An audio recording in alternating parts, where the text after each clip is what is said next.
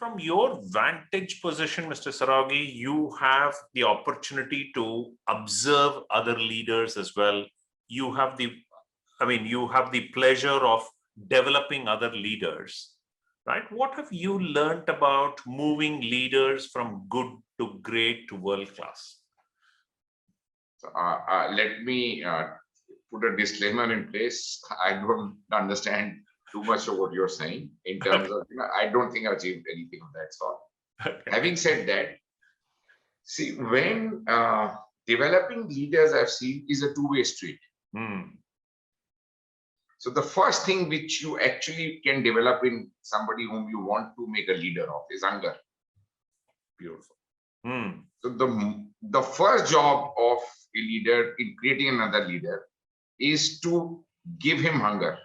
Correct. If he starts feeling hungry, only Correct. Then will he want food, and then he'll crave for food. Correct. Correct. Food is, his biggest craving, and that's what is, as you say, the breakfast of champions. Absolutely. Absolutely. Back, hunger.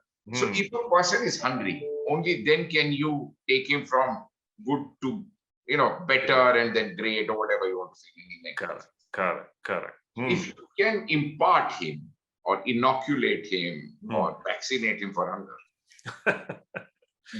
I think that our job is half done. Absolutely. Absolutely. Then the craving within him will only make you guide him more. True. So he starts pulling you rather than you need to push him. True. True.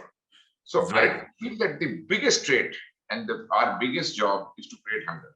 Very nice. Want, need. And not for money, for success, for respect, for having his colleagues look at him in a different way. Beautiful. And being their team member as well as their leader. And without any arrogance. Correct. Correct. If you can do that, you can lead very well. Very nice.